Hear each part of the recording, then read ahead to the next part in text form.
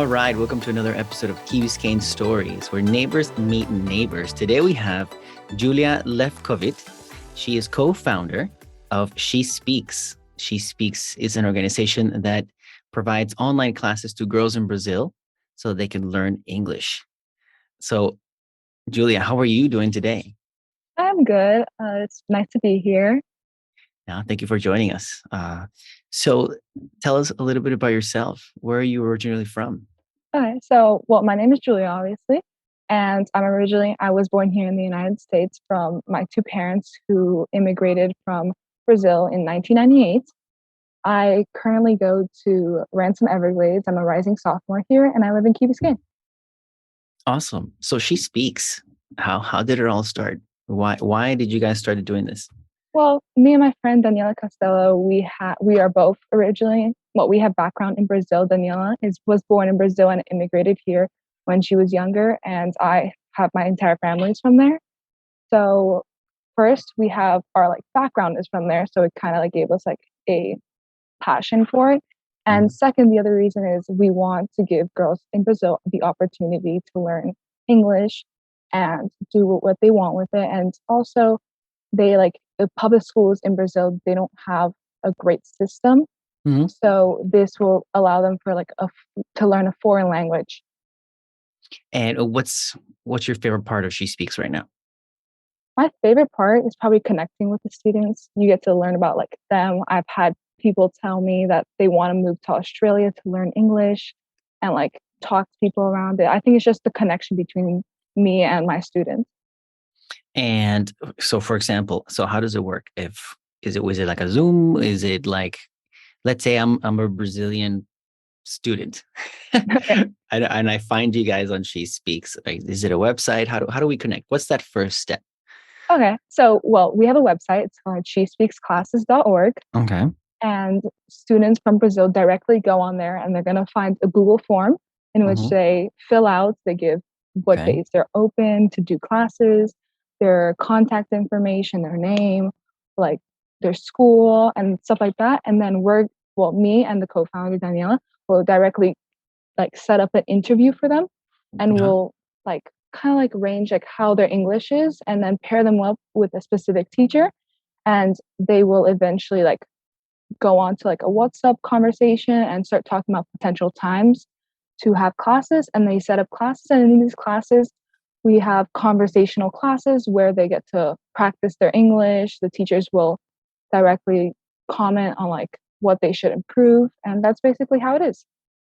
Okay, great. So let me see if I understand. So people connect, they learn about you via the website, they sign up the Google form, then you or Daniela or together will interview this person to see where they stand with their English, and then connect them with the appropriate level teacher. Exactly. Right. And then they go on their own to find a time and to meet and whatever they do via phone or whatever other option they want. Exactly. And it's on a Google Meet. And it's on a Google Meet. Okay. Yeah. All right. Okay. So this is all for free, right? Everything's for free. Everything's for free. Awesome.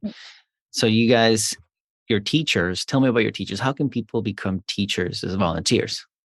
So kind of becoming volunteers or teachers is kind of the same process as it is for a student. They're going to go onto the website, shespeaksclasses.org. They're going to fill out a form. And then me and Daniela set up an interview. We're going to talk to them about why they want to become a volunteer, like their English level, obviously. And from there, we just set them up with the student. And do I need to speak Portuguese and English? So most of the volunteers that we have, we like them speaking English and Portuguese, just because most of the students don't speak English. They just have a basic understanding. So having that Portuguese allows you to actually fully communicate with them. So for right now, we just have people that speak Portuguese and English. Got it. And who can become a student? Is there a age range? Is this for a particular group of individuals or? Well, obviously they have to be girls, just because we want that connection between the student and teacher. Perfect. And the age range can be from 10 to 18. So it's a very large age range, just because we want them to be like focused on what they're doing and have like the connection again. And the teachers also, are they also young as well, or Yeah, you but it varies? they're usually like a little bit older, so they'll be like 14 through 18. Okay. So Mm, you okay, so okay, I gotcha. All right, mm. cool. So let's go a little bit more about like your background. How did you guys end up here in Key Biscayne? Well, I originally lived in Brickell Key with my parents, and then my mother divorced. They both divorced. So my mom went to Key Biscayne, and my dad lives in Brickell Key now. So I kind of live in both places, but I mostly stay in Key Biscayne. And that's kind of how I started. Daniela, on the other hand, she originally lived in Key Biscayne, but now she lives in Weston and is attending Cypress Bay. And how did you and Daniela meet? We actually were in elementary school together. I think in fifth grade, we were together. And then in like eighth grade, seventh grade, we went to the beach together. And then she started talking about this idea. And I was like, that's such a good idea. And we jumped on it. And it took like a year to finish this project, but we finally finished it. What would you say was one of the biggest challenges you guys had when developing this idea? Well, first, it's also like, it's really like complicated. You need a lot of organizational skills because there's so much to do.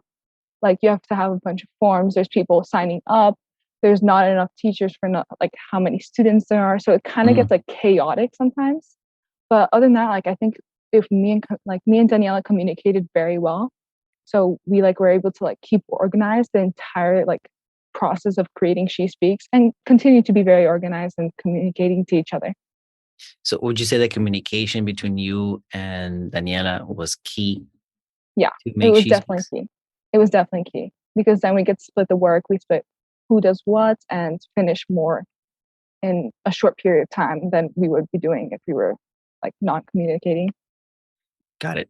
Um, I've been an entrepreneur in the past, so and I know that the hurdles sometimes are bigger in your mind than what they actually are. Mhm. What would you say from the process, from idea to actually making it happen?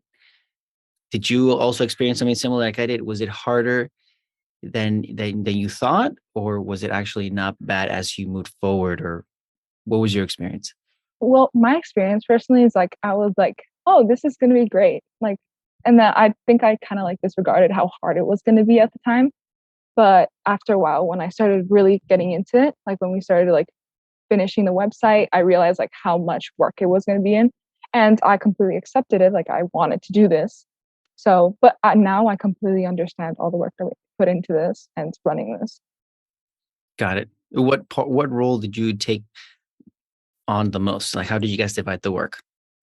Well, we worked together on the website, so we were just doing stuff like different stuff at the same time. So she would be working with like the designing, putting the information, and I would be working on like the Google like Docs to help teachers like run classes. Hmm. So it was kind of like that. Okay. What would you recommend to other young boys and girls that are thinking about doing their own ideas? How would you encourage them? Well, I think it's a great idea. If you like, it gives you like new like skills that you didn't have before. Like you go out of your way to talk to other people. It gives you like more openness because now you're having conversations with a ton of people that you wouldn't have met before. And I think it's a great opportunity and a great like learning experience for everyone. So when did you guys launch? So we launched a couple months ago. I think it was around 2 or 3 months ago. Amazing. And, mhm. I honestly thought you guys were around longer, but this is great. So 2 3 months ago. So how many students do you have right now? Well, the amount of students we was very surprising to us because we actually like as soon as we launched, we had around like 16 to 18 students already sign up in our Google Forms to start classes with us. That's so how did that feel to starting like a couple of months ago and all of a sudden you have 16 students ready to learn English?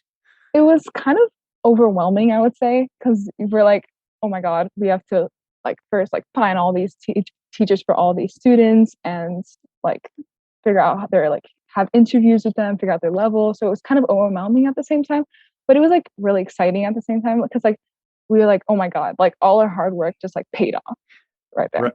Yeah, it must be cool to you launch a project, an idea, and all of a sudden there's like a form of validation. People are actually you need this, and you Mm. have 16 students ready to learn English.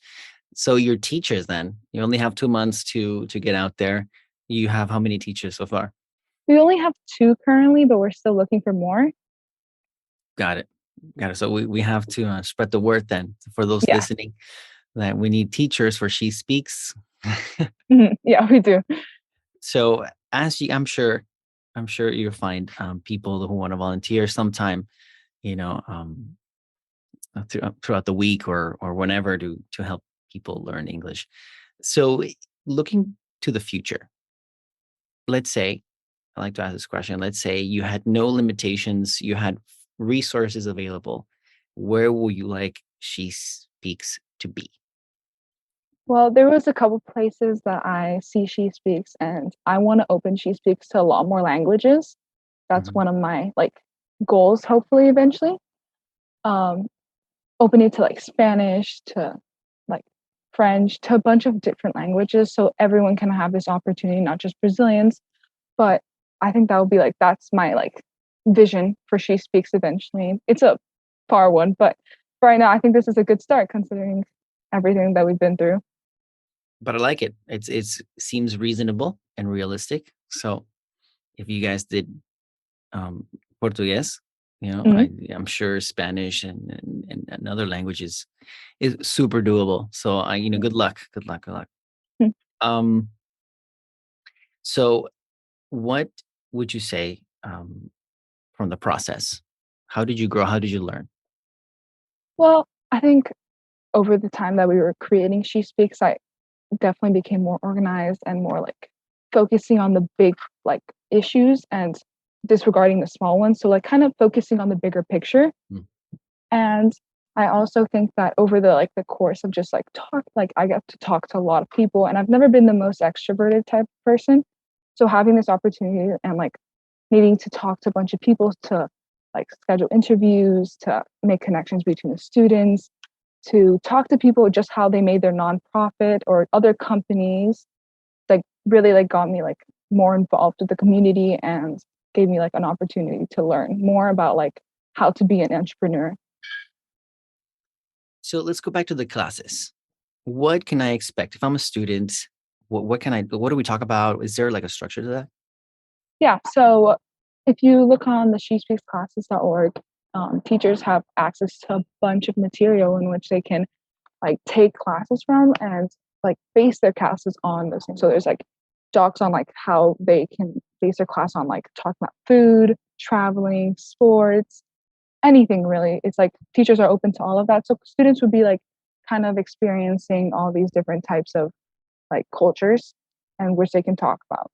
We also give like teachers PowerPoints in No. which they can like explain like grammar because that's a big one. There's a lot of grammar ones that we have aside. It's not in the website currently, but we have it aside, which we do give it to teachers. So students can definitely um, look forward to having these PowerPoints given like right in front of them. Okay. And it's cool because these are things that are natural for them to talk about. And it's not like, where's the library? Like they Exactly. used to make fun of back in the day, because you guys are learning based on real things you probably talk about with your friends. Oh, what's your Hmm. favorite food? Because stuff like that. Exactly. Cool. Cool, cool. And I also wanted to ask you, is there like a length for these classes? Is there like a standard, or is it up to the teacher and the volunteer? Or Well, the base time is 45 minutes, but if the teacher or the student needs to cut it short, or if they want to go longer, they're completely open to go longer. It's completely like conversational and free class. okay, got it.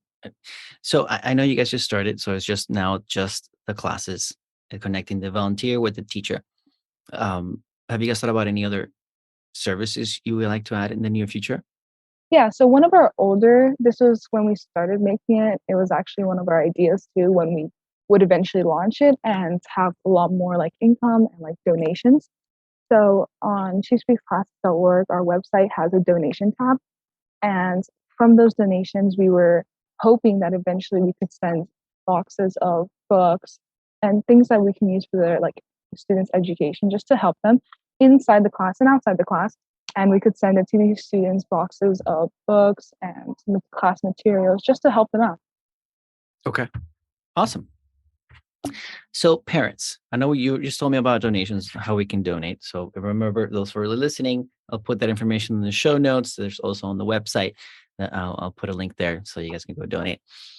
Parents, I know they're around, and I'm sure they're also an important part of the process. How did you guys get support from your parents? Well, at least my parents were very supportive of me doing this. And as soon as they found out that I was going to start this idea, they jumped on top of it and wanted to help me as much as possible. We'll be having dinners, and they'll give me advice on how I should do the website. My mom would all be show me your website. I want to see it. I want to see all these things that you're doing. She's been really on top of things when it comes to the website. And I really enjoy that because it gives me a different perspective, because she tells me things that I never had an idea for. And my dad has always been super supportive of it. And Daniela's parents have been great about it too. They also helped so much and has given a lot of advice to us. And my mom also has been giving me a lot of opportunities to talk to people about my website and Daniela's website. So she's been giving me opportunities. For example, we've been on a podcast. She's been giving us a lot of opportunities to talk to a bunch of people and allow our website to go out to the public more. So do you have any advice for people that want to help Brazilians in general? Well, there's a bunch of organizations directly in Brazil that help a lot of Brazilians. So if supporting those organizations, my mom has a friend who makes music classes for Brazilians in public schools. So just getting involved, I would say, is the most important thing. If you want to just help Brazilians, or any person in particular, it doesn't have to be Brazilians itself. It could be someone from a completely different country. But I think just getting involved with small companies, big companies that their objective is to help. Got it. I had another question actually about your 16 students. How did you guys first find them? Did you guys do a little advertisement, or was it just word of mouth? How did you guys find those? So I'm sure Daniela's parents went out and talked to a bunch of people from Brazil, because she has a bunch of friends there, and my parents also did that.